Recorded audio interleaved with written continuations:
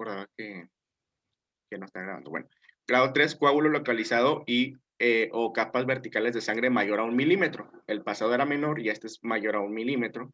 Y grado 4, hemorragia subaracnoidea difusa o no, pero con coágulo intraventricular. Como ven, ya aquí ya hay una extensión a los ventrículos cerebrales o al parénquima, y esto pues ya me habla de valoración de la intensidad del trauma, que ya está pues avanzado o bien que está muy afectado.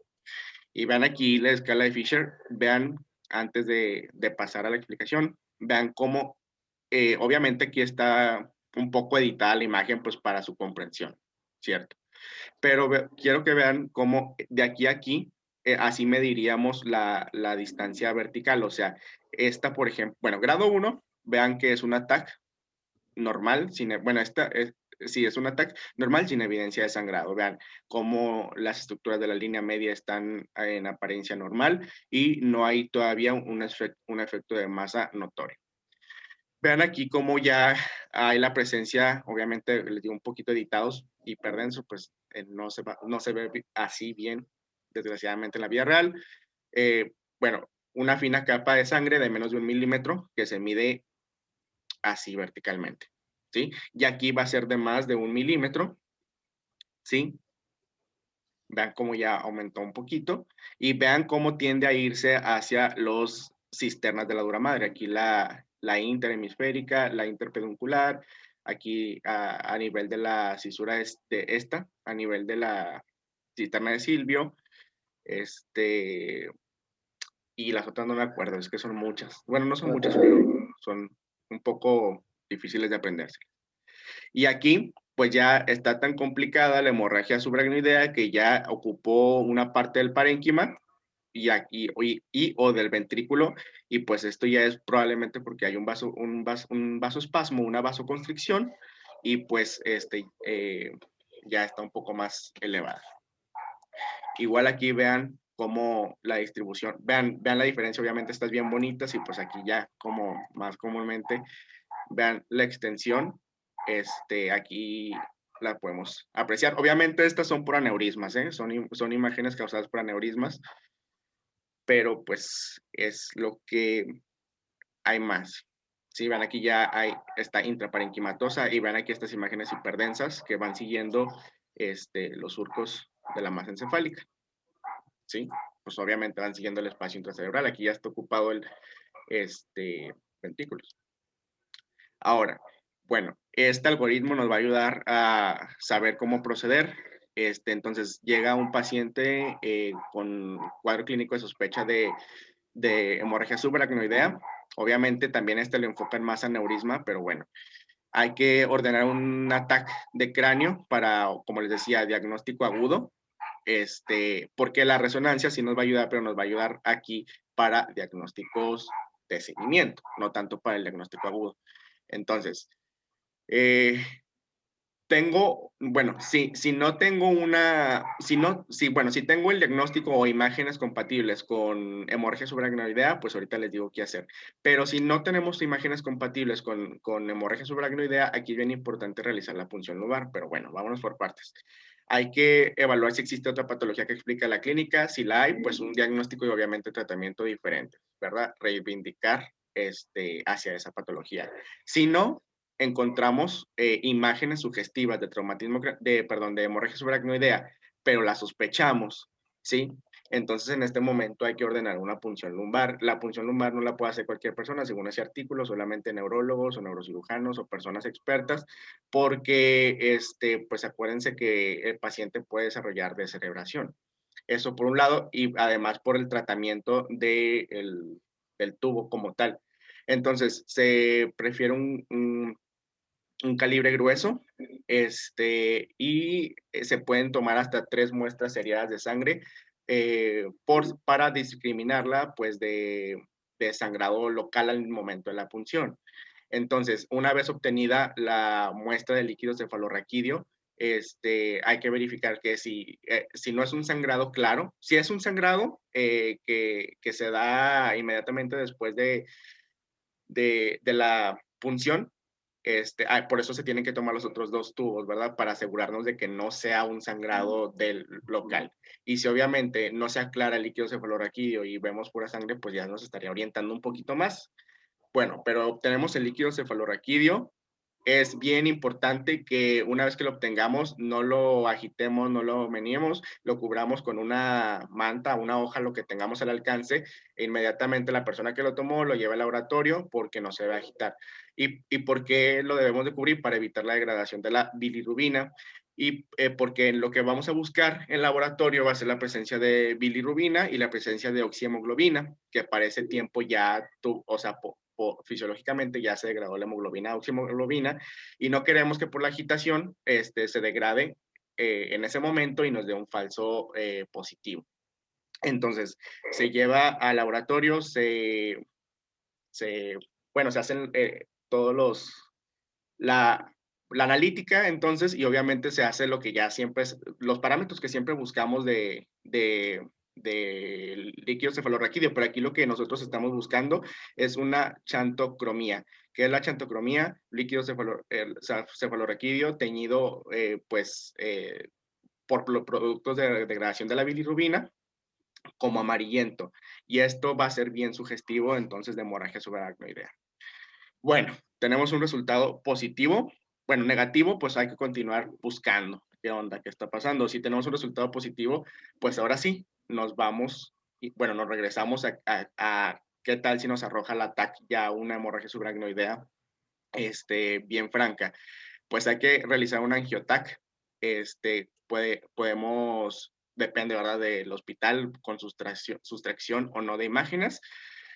Hay un aneurisma demostrado, entonces necesidad de cirugía emergente, o sea, de urgencia, pues, órale, hay que cliparlo, ¿no? Pero si no, no tenemos evidencia de un aneurisma, como puede ser en el caso de un traumatismo, pues ahí la bibliografía mencionaba no sé qué tanto tiempo de para hacer una arteriografía, pues para demostrarlo en el caso de que sea un aneurisma, pero, pues bueno, como les menciono, esto es más para cuando es aneurisma. Cuando es por trauma, pues se tiene que pasar a, a terapia intensiva o si no a cirugía, cirugía de urgencia, ¿verdad? Para el drenaje del mismo.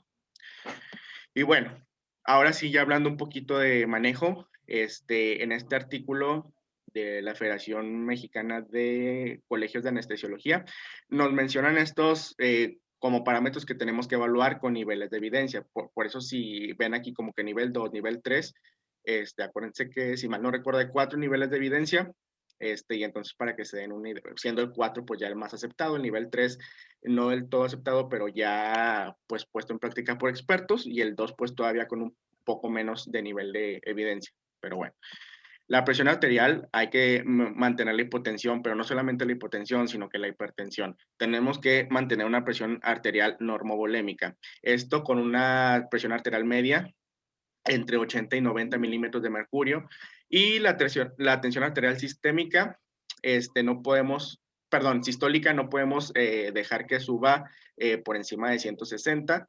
Y la diastólica, pues también tiene que manejarse, no puede subir por más de 110. Obviamente estos ya son parámetros muy elevados, pero lo ideal es mantener una normovolemia. ¿Por qué? Porque esto tiene consecuencias en la presión intracraniana y por ende la presión de perfusión cerebral. No podemos permitir ni que se suba ni que se baje.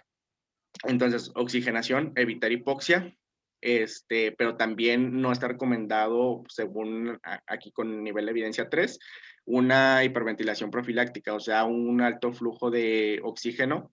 Lo que se menciona es que puede darse a oxígeno a altos flujos, igual con 4 litros por minuto, pero esto en un periodo de tiempo controlado.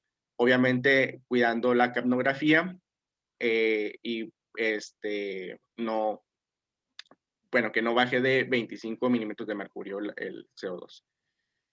Y bueno, terapia hiperosmolar, la terapia hiperosmolar siempre y cuando haya, bueno, más bien, pues probablemente lo haya, una presión intracraneal elevada con manitol o también diuréticos y corticoides, esto para reducir la inflamación del tejido encefálico. Esto como control de la presión intracraneal elevada y evitarse hipotensión. ¿Sí? Monitoreo la presión intracraneal, que ahorita lo van a mencionar en la siguiente ponencia. Temperatura, la hipotermia no se ha demostrado que tenga una utilidad, sin embargo, pues en algunas bibliografías se describe. Y la presión de perfusión cerebral hay que mantenerla entre 60 y 70. Evitar terapia agresiva de líquidos o vasopresores para mantener la presión de perfusión cerebral en más de 70 y menos de 50. Ahora, les mencioné que va a haber vasoespasmo. Sí se pueden usar los vasopresores. De hecho, los que más se utilizan son los que tienen, eh, eh, que son específicos para arterias intracraneales, como es el nimodipino y el nicardipine. Sí, esos dos se pueden usar, pues, para tratar el vasoespasmo, pero vean, pues, que se tiene que estar controlando. Y oxigenación cerebral, total si la saturación venosa yugular es de menos del 50%, pero bueno, la presión, o sea, todo el monitoreo hemodinámico, como pues lo que ya conocemos de urgencias, pues sí se tiene que hacer, pero por lo ideal, al momento lo que se tiene que hacer es el ABC del paciente, ¿verdad? Bueno, entonces ahora tenemos el paciente que tiene que estar intubado, pero ¿cuál es la indicación para intubarlo cuando tiene una escala de Glasgow de menos o igual a 8? O sea que el paciente ya neurológicamente eh, pues está más afectado. Y obviamente porque probablemente tiene compromiso del bulbo respiratorio y pues hay que, por el mismo traumatismo, entonces hay que intubar. Para esto se recomienda la aplicación de lidocaína tópica, ya saben que con una Magil antes de intubar. ¿Esto para qué? Para evitar un aumento brusco de la presión arterial y que esto pues me vaya a subir después la presión intracraneal. El etomidato, que es anestésico, bueno, perdón, bueno, es para sedar al paciente, becuronio o succinilcolina, que son relajantes musculares, ¿sí? Y bueno, una vez ya intubado, pues confirmar la colocación del tubo, respirar con auscultación y incluso radiografía 3, pero pues no es tan útil, ¿verdad? Y la presión, bueno, el CO2 al momento final de la expiración. Obviamente hay que estar vigilando capnografía, hay que evitar la hiperventilación, como les menciono, a más de 4 litros por minuto, evitar la hipoxemia. Hay hipotensión, sí, pues hay que resucitar con solución salina normal y pues ya estar preparados con hemoderivados, ya saben con los criterios que vimos en urgencias si pedimos hemoderivados o no. Y evitar el uso de albúmina. ¿Por qué la albúmina? Aquí mencionamos porque la albúmina, al igual que otros coloides, son expansores de plasma. Sin embargo, aquí los que se prefieren son los cristaloides, no los coloides. Y entonces, pero vean, tiene una evidencia tipo 3, de clase 3. Si no hay hipotensión, hay que pues seguir preservando la vida del paciente. Hay signos de herniación que ya les mencioné cuáles eran. Entonces hay que iniciar la terapia hiperosmolar con manitol o diuréticos y pues desinflamatorios esteroideos y pues obviamente con interconsulta con neurocirugía. No hay herniación, pues ahora sí ya solicitamos la TAC con contraste, encontramos un efecto de masa, pues obviamente ya nos estaría diciendo más sobre hemorragia subaracnoidea y obviamente pasarlo a descompresión quirúrgica inmediata. Si la TAC es normal, o sea, no hay evidencia, pues hay que colocar ventriculostomía y si el efecto de masa tampoco está en claro, pues también colocamos ventriculostomía. Entonces, bueno, eso fue todo en cuanto a hemorragia subaracnoidea, pues un recorrido, pues no sé si tengan dudas, sino para terminar rápidamente ya con 2 diapositivas de lesiones encefálicas secundarias, que mencionaba igual el artículo. No, yo creo que está muy claro. No sé si alguien quiera preguntar algo. Ok, parece que no. Bueno, ya para concluir, nada más decir que las lesiones encefálicas secundarias son las que se producen luego de la lesión y pueden progresar a un daño neurológico, ¿sí? Entonces, sistémicas e intracraneales. Sistémicas: hipoxia, hipotensión, anemia, natremia, hiperglicemia, síndrome de respuesta inflamatoria sistémica. Como pueden ver, algunas de ellas son algunas de las predisponentes de las HCTs, que son las causales de paro, entonces hay que tenerlas en cuenta. Intracraneales, pues hipertensión intracraneal, que si el paciente ya cursaba antes con hipertensión intracraneal antes del trauma, pues le vaya un poquito mal al momento del trauma, pero no solamente, el paciente puede estar normal con la presión intracraneal, pero puede desarrollarla después del trauma. Herniación, muy común que pase, ya les mencioné por qué. Y esto tiene mucho que ver con el efecto de masa. Edema, hidrocefalia, por acumulación de sangre en ventrículos, vasoespasmo, que ya les dije que ya vimos mucho de vasoespasmo, infecciones posteriores y convulsiones. Y pues ya, doctor, eso sería todo de mi parte. No sé si sigan teniendo alguna duda. No, muy bien, muy bien, muy bien. Muy completo. ¿Alguien quiere hacer algún comentario o alguna pregunta? No. Bueno, yo creo que no. Entonces, vamos a pasar al siguiente tema, ¿no? Ok, sí, doctor. Ok.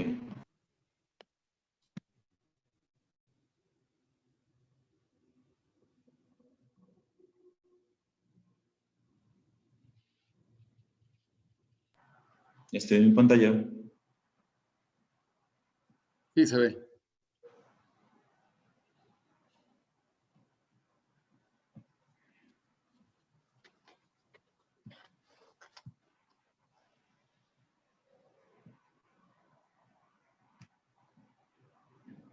Ya se ve el completo, ¿verdad?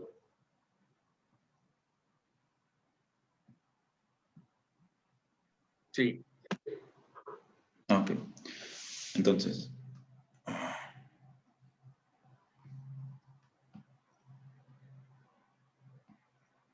ok, vamos a continuar con el manejo del traumatismo craneoencefálico grave en la unidad de cuidados intensivos. Entonces, como Alex ya nos mencionó que definimos como un paciente grave con un traumatismo craneoencefálico. Entonces, es un paciente con una escala de Glasgow igual o menor a 8 puntos. Esto si se atribuye a la disminución de conciencia que no sea debido al alcohol, drogas o trastornos metabólicos y que sea atribuido a fractura deprimida, una herida penetrante de cráneo. O sea, podemos considerar que el paciente tiene un traumatismo craneoencefálico grave. Entonces, ¿cuál es el objetivo del tratamiento? Es prevenir mecanismos de lesión secundarios como el edema cerebral, la hipotensión arterial, la hipertermia, la hipoxia y convulsiones. ¿Cuál es la finalidad? Pues mantener una adecuada presión de perfusión cerebral, como nos mencionó Alex, una adecuada oxigenación, mejorar la tasa de mortalidad, el pronóstico que sea más favorable y menos días de estancia y pues consiguiente disminuir los costos del tratamiento. Entonces, vamos a iniciar con la etapa prehospitalaria, o sea, en el momento de que sucede el accidente o los eventos. Se debe valorar o debe aplicarse el ABC de la RCP con inmovilización cervical, evitando también se debe evitar la hipoxemia y la hipotensión. Pues esto se vigila o se procura con el ABC, que es mantener la vía aérea, que tenga respiración y la buena circulación. Tenemos unas reglas de oro para el paciente que tenga este tipo de accidente. Entonces, debemos mantener una oxigenación y ventilación por medio de intubación, normalizar el volumen circulante y la presión sanguínea, control del dolor y la agitación y el traslado al paciente a un centro hospitalario para un mejor manejo. Entonces, ya cuando el paciente ya llegó a urgencias o ya llegó al hospital, ¿qué se debe hacer? Bueno, asegurar una vía aérea y estado hemodinámico. Como ya vimos en urgencias, o sea, oxígeno, motor y vía, para mantener vigilado al paciente y darle el aporte de oxígeno adecuado. Si no llega intubado, se debe valorar la técnica y la conexión a ventilación mecánica. ¿Por qué por qué intubado, no? Porque pues ya está en un estado de Glasgow o un estado de coma, así que ya puede llegar en ese estado y el control de la respiración puede estar alterado y por eso tiene que estar intubado. Entonces, se debe vigilar muy bien en la vía aérea cuando existe un peligro de aspiración, por ejemplo, a la vía aérea, de que broncoaspire o una cosa así, ya que el paciente puede tener un trauma maxilofaciales o existe una necesidad de relajación para evaluar o manejar al enfermo. Ya que, por ejemplo, si existe un trauma maxilofacial, pues se nos puede complicar la ventilación mecánica con mascarilla, por eso se recomienda mejor la intubación. Entonces, ¿qué podemos valorar o tener en cuenta si el paciente se requiere intubar? Pues se tiene que sedar, pero ¿qué pasa si se seda? Puede haber una pérdida de la posibilidad de seguimiento de la situación clínica, ya que, por ejemplo, ya sabemos que la evaluación neurológica, tenemos que hacer una evaluación neurológica, si responde, si nos habla, si nos ve o si se mueve, pero en cambio, si tú lo sedas, pues se pierde esos estímulos o esos reflejos y debemos valorarlo, la situación neurológica con el patrón respiratorio, el tamaño de las pupilas y reacción a la luz, ya que todos los demás sentidos se pueden deprimir o bloquear con la sedación. Entonces, se debe inmovilizar el cuello para evitar una lesión cervical, como ya lo he mencionado. Se debe canalizar 2 vías periféricas. Como ya sabemos, el catéter más adecuado, los más comunes es el 14 o 16. Se debe realizar de laboratorios, un hemograma completo. Se debe realizar también, como ya sabemos, un TAC de cráneo. Y dependiendo del mecanismo de la lesión o del accidente, se debe valorar con una radiografía de tórax y de pelvis, ya que principalmente un traumatismo craneoencefálico en un paciente grave se debió a un accidente automovilístico o algo por el estilo. Entonces, el tratamiento del traumatismo craneoencefálico grave en la unidad de cuidados intensivos se debe iniciar con un examen clínico vigilando la función neurológica. Esto ya les mencioné, ¿no? De que si el paciente se debe hacer la escala de Glasgow para valorar el estado de conciencia. Si empeora la función neurológica, se debe buscar las causas tratables. Si se emplearon fármacos sedantes o bloqueadores musculares, se evalúa únicamente la reacción pupilar, como ya les mencioné. Como se perdió, el paciente ya sedado, no te puede responder verbalmente ni con movimientos, se debe valorar la función o la situación neurológica con la reacción de las pupilas, reacción a la luz, etc. También es necesario suspender la sedación cada 12 a 48 horas para evaluar el paciente. O sea, tú no puedes realizar un sedante, tienes que poder sacarlo de ese estado para poder valorar su progreso o su situación neurológica. Por eso se tiene que valorar cada 12 a 48 horas. Entonces, otra cosa que se debe vigilar es la posición del paciente. Debe de estar en una correcta alineación y permanecer siempre en posición neutra. Evitar la rotación, la hiperflexión o la hipertensión de la columna cervical, ya que puede, como mencioné, puede haber lesiones cervicales que pues ponen en riesgo de su vida y por eso se tiene que valorar muy bien eso. Evitar posiciones que aumenten la presión intracraneal, por eso debe de estar en una cama a 30 grados de inclinación, o sea, un Fowler o semi-Fowler. Cuando se hayan descartado posibles lesiones a la columna cervical. O sea, siempre tenemos que vigilar al paciente, tiene que estar estable y en una correcta posición. Entonces, ¿cuál es el siguiente paso o qué también debemos vigilar? Pues la estabilidad hemodinámica. ¿Cuál es el objetivo de vigilar la estabilidad hemodinámica? que es conseguir una presión arterial media mayor o igual a 80 milímetros de mercurio, entre 80 y 90, utilizar soluciones isotónicas, principalmente cristaloides. Por ejemplo, el más común es la fisiológica al 0.9%. Si se utiliza un coloide, debe serse la albúmina al 5%.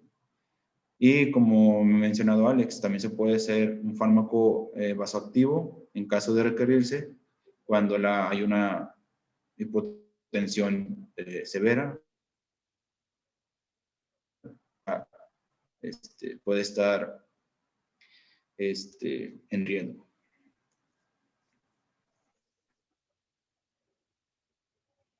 Glucemia.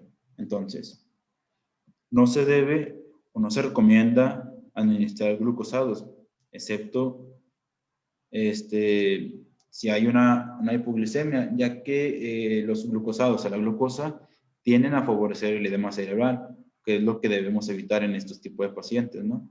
Entonces, la glucemia en estos tipos de pacientes debe oscilar entre los 80 y los 140 miligramos sobre decilitro, y se debe tratar la hiperglucemia si el paciente excede de los 140 miligramos sobre decilitro, y el tratamiento inicial o el manejo que se debe de llevar a estos pacientes es una insulina rápida subcutánea, o si el paciente tiene una glucosa arriba de 200 miligramos sobre decilitro, se debe administrar la insulina por vía intravenosa. A ver, entonces devuélvete, por favor. Entonces, tenemos aquí dos cosas. Tenemos que hay que utilizar esquemas de insulina que los podemos dar según el nivel de glicemia, ¿no? Abajo de 175, Sí. pues puedes no darle nada. De 175 a 200 le puedes dar una cantidad pequeña de insulina, rápida, Sí. subcutánea, de 200 a 250 otra y de 250 más otra. Ahora yo les pregunto, ¿cuál es la razón por la cual un glucosado favorece el edema cerebral? Pues porque el tejido nervioso, ¿Perdón? pues porque el tejido nervioso no necesita, o sea, es sabido por la glucosa, por los transportadores de glucosa que tienen, ¿no? ¿Y luego? Entonces, al absorber la glucosa, pues eso es un soluto osmótico, entonces, pues favorecería absorbería agua. Por el metabolismo, ¿no? De la glucosa también genera agua. Oh, y también porque todo el cuerpo toma la glucosa que requiere y dejas agua libre en el sistema vascular. Y, y cuando tienes un traumatismo o tienes una hemorragia subaracnoidea, se han dañado los mecanismos de recuperación de la bomba de sodio-potasio ATPasa. El sodio sigue adentro de la neurona, entonces favoreces el edema citotóxico. ¿Verdad? Muy bien, bueno, ¿qué más? Entonces, ¿qué otra cosa mencionaba que se tiene que valorar? La normotermia. Se debe mantener el paciente a una temperatura menor de 37 grados, ya que la hipertermia puede provocar incremento de la presión intracraneal, y también es lo que debemos vigilar muy bien. Para reducir la temperatura se pueden usar medios físicos o antipiréticos, principalmente como fármacos, paracetamol y el metamizol. Si la hipertermia es debido a una infección o tú sospechas de que sea de origen infeccioso, se debe comenzar con antibióticos para como tratamiento empírico o de profilaxis. Entonces, manejo o tratamiento respiratorio. El paciente debe permanecer conectado a un respirador, ya que como está inconsciente, pues no, o el daño está en el cerebro, puede estar dañado su centro respiratorio y debe tener una respiración asistida mecánica hasta que su estado de conciencia mejore o tenga tenga una mejora clínica.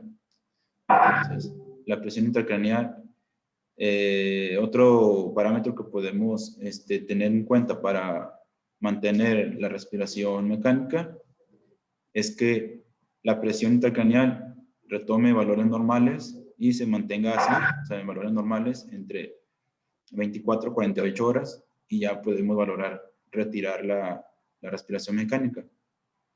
Otra es que la saturación de oxígeno que reciba el paciente debe ser o será mayor a 95%. Ok, entonces, ¿cómo vamos a monitorizar la presión intracraneal? Como le mencioné, la presión intracraneal normal es de 10 a 15 milímetros de mercurio, y es lo que debemos de tener como meta, ya que arriba de 20 ya se considera como una hipertensión intracraneal. Entonces, la presión intracraneal debe ser monitorizada en pacientes, mencionaba que puedan ser recuperables, o sea, que tengan la posibilidad de sobrevivir, o sea, sí, o sea, de que no tenga muerte cerebral o algo así, de que pueda tener una posibilidad que mejore clínicamente. Se debe siempre valorar cuando tenga un trauma craneoencefálico severo o grave y la TAC nos muestre que sea normal. En cuanto al tratamiento de la hipertensión intracraneal, se pueden administrar soluciones. Uno de los principales que se puede administrar es el manitol, ya que es una solución altamente osmótica, o que se puede usar para extraer agua. Entonces, cuanto más rápido se administre, el descenso de la presión intracraneal será más precoz, pero de menor duración. Entonces, así que es recomendable que la administración sea en bolos intermitentes, después con una posterior de administración de infusión continua. Y aquí les pongo las dosis: una dosis inicial o en bolo, que es de 1 gramo kilogramo IV, y posteriormente se puede hacer una dosis de sostén, que es de 0.25 gramos por kilogramo, en infusión lenta de 10 a 15 minutos cada 4 horas. Y esto, por ejemplo, el manitol va a extraer el agua de las células, las va a desechar, así que favorece a la hipertensión intracraneal y al edema intracraneal, al edema cerebral. Otra alternativa que podemos usar es la solución hipertónica. Mencionaban algunos que la utilización es más preferible a la del manitol, ya que produce mayor expansión de volumen y mejora el gasto cardíaco. O sea, entonces esto se podía usar en pacientes que tengan una hipotensión y tengan hipertensión intracraneal. O sea, cuando se combinen esas dos, se pueden usar estos para expandir volumen y quitar volumen de las células. O sea, tienes un 2 por 1. Entonces, ¿qué soluciones se pueden usar? Entonces, son soluciones cristaloides principalmente, de 3 al 5 al 7 o 10%, ya que, pues, como sabemos, la fisiológica es 0.9%, y ya después de esa cantidad o de ese porcentaje ya son hipertónicas, y ya son estas. Entonces, la dosis o la vía de administración es de 0.1 a 1 mililitros por kilogramo de peso corporal por hora. Esto es la infusión o que se debe que administrar de estas soluciones, hasta tener una presión intracraneal normal, hasta que el paciente mejore clínicamente. Esto es, como les mencioné, esto es para evitar la hipertensión intracraneal y el edema cerebral. Otra situación, otro punto importante que debemos mantener o vigilar, es la sedación analgesia, ya que la sedación es fundamental en los pacientes con traumatismo craneoencefálico grave y moderado. Las características ideales de los sedantes en este tipo de pacientes es que tenga su acción sea de inicio rápido, y puedas sacarlo de esa sedación también rápidamente. porque, como les mencioné al principio, tenemos que estar vigilando al paciente cada 12 a 24 horas para ver su mejora neurológica. Por eso debe tener estas características estos fármacos, de que tú puedas inducir al paciente a una sedación rápida, pero también lo puedas sacar de esa sedación rápidamente. Entonces, ¿qué otra cosa? Que sea fácilmente ajustables para conseguir los objetivos, que es reducir la presión intracraneal, disminuir el consumo metabólico, ya que, por ejemplo, también un consumo metabólico alterado o alto nos alteran la autorregulación y se puede también mantener la vasoreactividad vascular al CO2 y tampoco sean caros. Entonces, ¿qué beneficios tenemos con la sedación y la analgesia de estos fármacos? Que reducen el dolor, control de temperatura y la disminución también de las catecolaminas. Estos también nos facilitan los cuidados, por ejemplo, intubar al paciente, manejar su ventilación, favorecen la abducción mecánica de la ventilación para evitar también para evitar hipertensión arterial, que también debemos vigilarla muy bien.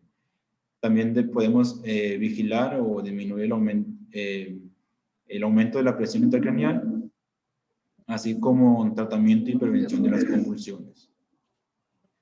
¿Qué desventajas tenemos al usar estos sedantes? Pues puede dificultar la exploración neurológica y contribuir a complicaciones sistémicas.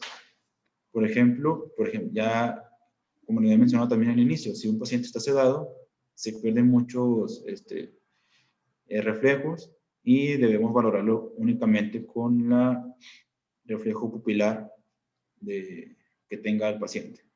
Por eso nos quitan muchos recursos y nada más tenemos uno, que es el reflejo pupilar. Entonces, ¿qué medicamentos podemos usar? Entonces, si el paciente tú requieres sedarlo por 24 o 42 horas, se pueden utilizar fármacos de acción corta y que no tenga un efecto de acumularse. Por ejemplo, uno de los principales, o el que encontré, era el Propofol, que tiene una dosis de inducción de 0.1 a 1 miligramo kilogramo durante 1 a 5 minutos y una dosis de mantenimiento que es de 1.5 a 4.5 miligramos kilogramo hora. Otro fármaco que podemos usar es el remifentanilo, que este se administra en bolo de 0.75 microgramos por kilogramo y tiene una dosis de mantenimiento que es de 0.075 microgramos kilogramo minuto. Sí. Y esto se puede, se usan para mantener el paciente sedado. Entonces, ¿qué otros fármacos tenemos? Si el paciente requiere una sedación ya más prolongada, se utilizan benzodiazepinas principalmente, ya que tienen un menor riesgo de perfusión prolongada que otro opioide o habitualmente que se puede utilizar. Entonces, uno de los principales es el midazolam, que tiene una dosis inicial de 0.01 a 0.05 miligramos kilogramo. Tiene una dosis de mantenimiento de 0.02 a 0.1 miligramos kilogramo hora o a 1 a 7 miligramos hora. ¿Qué tenemos que estar vigilando? O sea, ¿dónde está contraindicado? Cuando el paciente tenga una insuficiencia hepática, y debemos evitar la interrupción brusca, ya que puede causar un síndrome de abstinencia, así que debemos quitar este fármaco sucesivamente o paulatinamente para evitar un síndrome de abstinencia. ¿Qué otros puntos debemos o qué otros fármacos también tenemos? Entonces, bueno, tanto las benzodiazepinas como el propanol reducen la presión intracraneal y el consumo de oxígeno, así que también se puede usar por ese motivo, ¿no? Porque nos reducen la presión intracraneal, una cosa que debemos vigilar, y también controlar el consumo de oxígeno, ya que debemos evitar la hipoxia de la masa cerebral. Los opiáceos pueden aumentar el volumen sanguíneo cerebral y es necesario controlar otros factores para evitar el incremento de la presión intracraneal. ¿Qué fármacos tenemos? Entonces, tenemos el midazolam y el profenolol, que les puso la imagen. Ok. Entonces, ¿cómo podemos valorar el estado de sedación del paciente? Entonces, tenemos la escala de Ramsey, que aquí se las puse con letras y aquí con dibujos, ya que nos dice el estado de sedación de acuerdo a la reacción del paciente. Y nosotros debemos mantener una adecuada sedación que debe ser entre los puntos 3 y 5, por ejemplo. El 1, el paciente es ansioso y agitado, impaciente. O sea, aquí no está sedado. Entonces, el paciente es cooperativo, orientado y tranquilo, tiene 2 puntos. El paciente que responde solo al comando verbal, son 3 puntos. El paciente que demuestra una respuesta activa a un toque leve en la glabela o en estímulo sonoro, 4 puntos. El paciente que demuestra una respuesta débil a un toque débil o a la glabela, a un estímulo sonoro, 5 puntos. El paciente que no responde a un toque leve en la glabela o un estímulo sonoro, 6 puntos. Aquí podemos tener un paciente, pues, muy sedado, o sea, que no responde a nada. Y, por ejemplo, aquí les puse la misma escala, pero con dibujos. Entonces, tenemos que tener el paciente en un estado entre 3 y 5, donde esté dormido con respuesta a órdenes, máximo que esté dormido con respuesta a solo dolor. O sea, en este estado debemos mantener a este paciente, ya que tampoco es recomendable mantenerlo en un estado 2 o el 1, ya que pues, el paciente está despierto, o sea, no está sedado realmente. Y tampoco es recomendable tenerlo profundamente dormido, pues ya que aquí podemos tener un estado hasta de coma, o pues nunca nos va a responder, nunca vamos a valorar el estado neurológico. O sea, tenemos que estarlo manejando en este tipo de escalas. Y también otra forma de evaluar el estado de conciencia o de sedación, tenemos esta escala que usamos un electroencefalograma y, por ejemplo, aquí, un paciente que tenga un electroencefalograma muy isoeléctrico o muy en línea, pues quiere decir que el paciente pues está muy profundo, o sea, que casi está en coma. En cambio, si tenemos un paciente con ondas anchas, pero una amplitud baja, pues tenemos un paciente con anestesia general. Pero pues casi mencionaba, casi no se usaba, ya que, como te digo, necesitas un electroencefalograma. En cambio, si utilizas estas escalas un poco más prácticas o más de clínica, pues podemos tener un control más adecuado sí, o la valoración más adecuada. Entonces, en estos casos, entre más alto está el número, quiere decir que está más despierto el paciente. Más despierto, sí. ¿Verdad? Sí. Muy bien.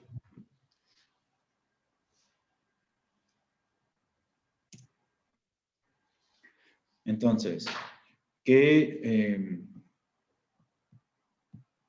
ve en pantalla?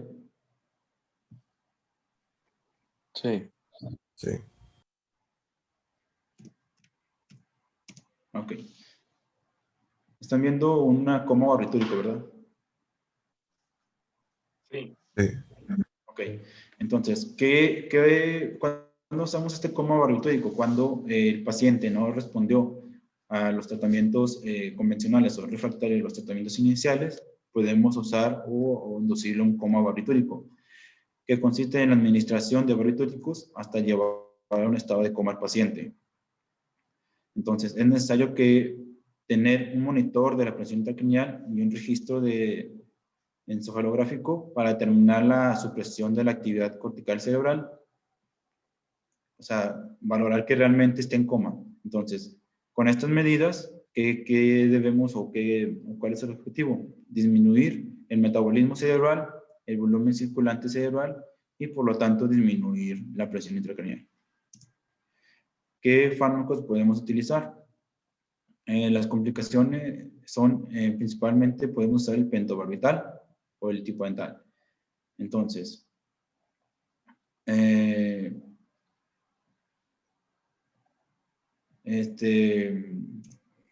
aquí. Entonces, aquí les pongo las dosis, por ejemplo, del pentobarbital, que es el que está aquí abajo. La dosis en el adulto es de 150 a 200 miligramos como hipnosedante por vía intramuscular, y el tiopental, que es el de aquí arriba, se usa solo por IV o vía IV, sí, y la inducción de anestesia son 50 a 75 miligramos, intervalos de 20 a 40 segundos. Una vez que la anestesia es estable, se usa o se disminuye la dosis a 25 a 50 miligramos, que pueden administrarse cada vez que el paciente se mueve. Bueno, aquí lo asocié también como cuando observamos a los perritos, cuando los operamos, cada vez que se movía o cada vez que tenía una reacción, pues administramos más. Y es lo mismo, o sea, aquí cada vez que el paciente se mueve o tenga un reflejo o algo así, se tiene que administrar para volverlo a sedar.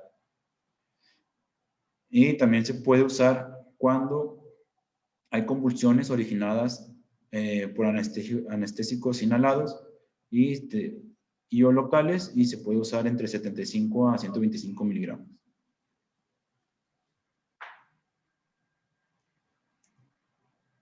Y aquí, por ejemplo, ¿cómo podemos evaluar la presión o líquido cefalorraquídeo?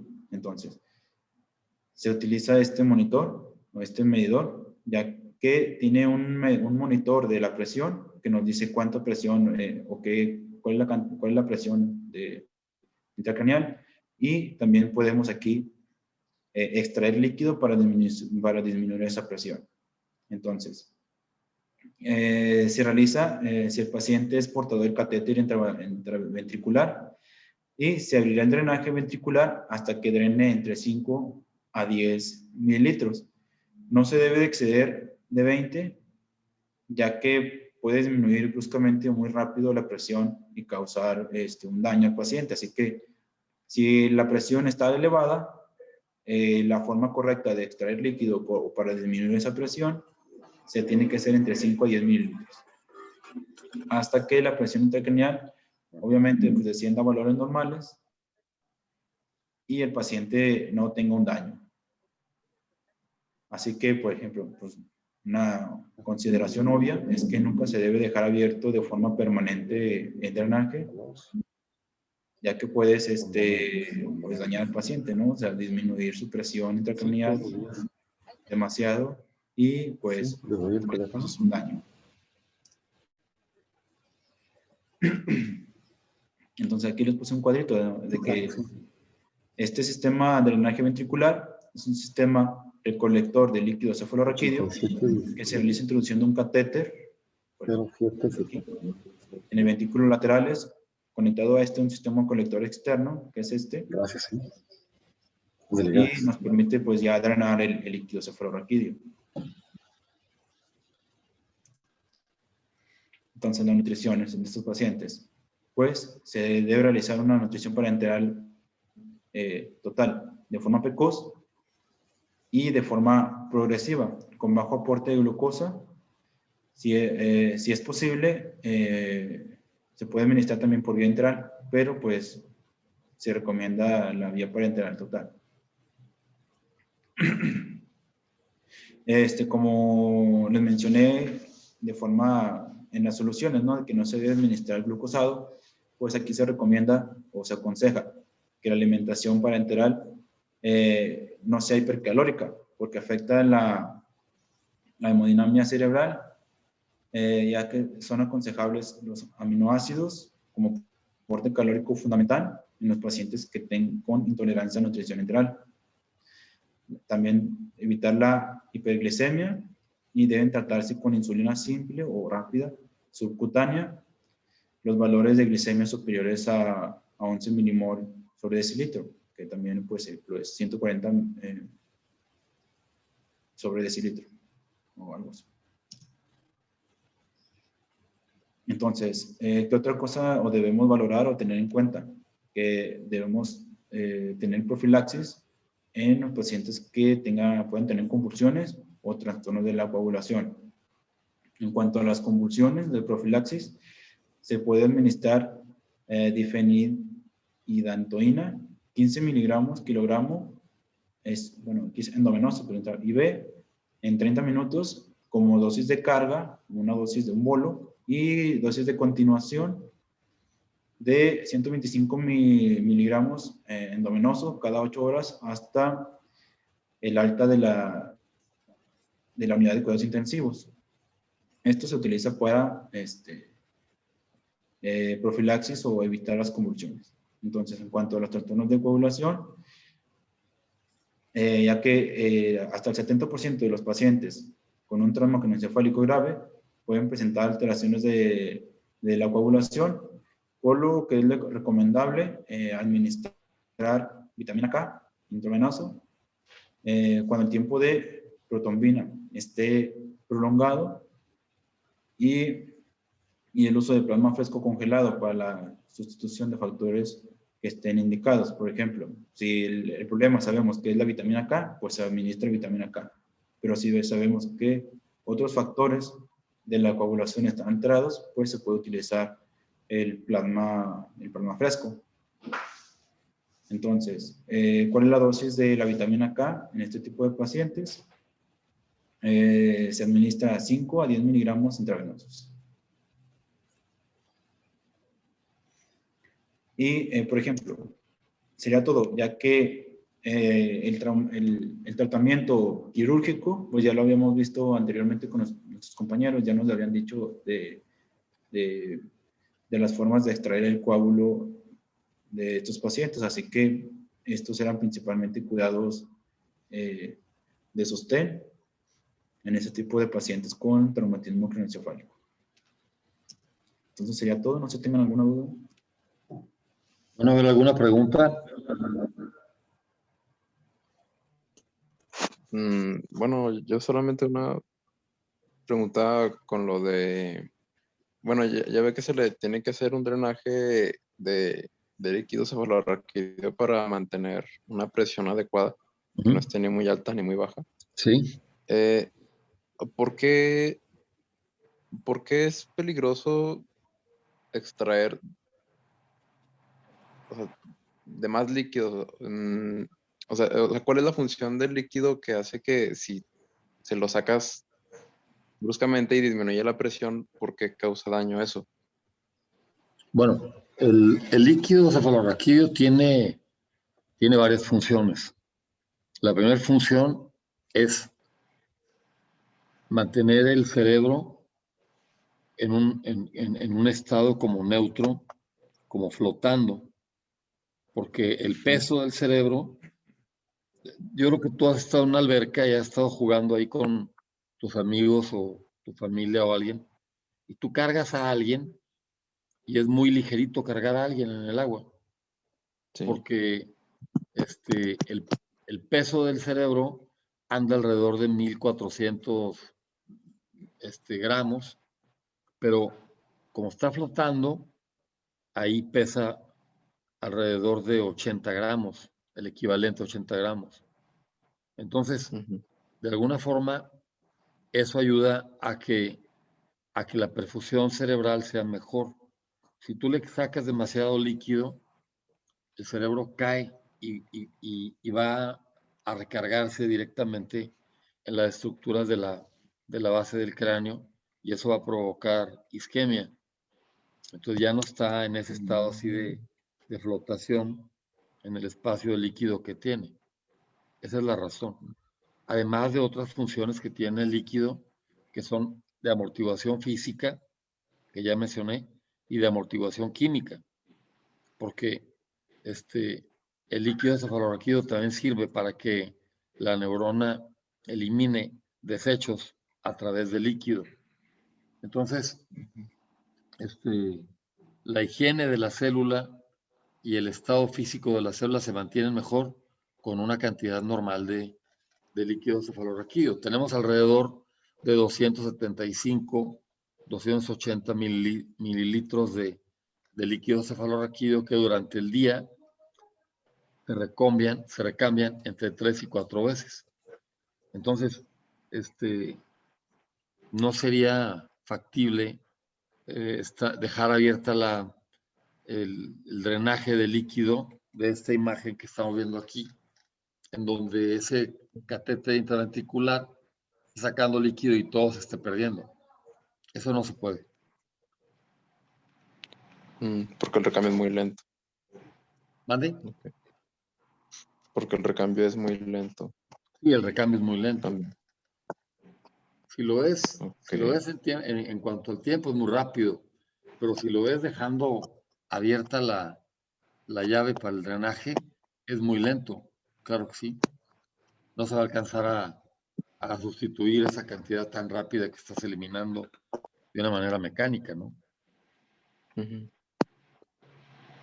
Okay. ¿Alguien más? Muchas gracias, doctor.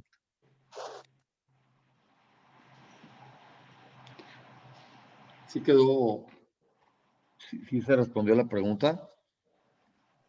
Sí, bastante bien, doctor. Sí, quedó muy claro. ¿Alguien más?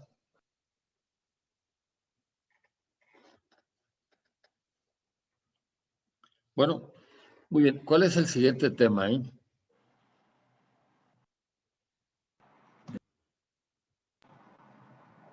No me acuerdo. Después de este creo que sigue Alzheimer. Alzheimer, sí.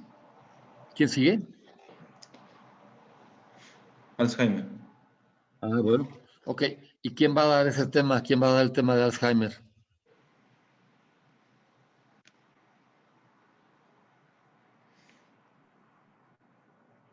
Déjeme checo.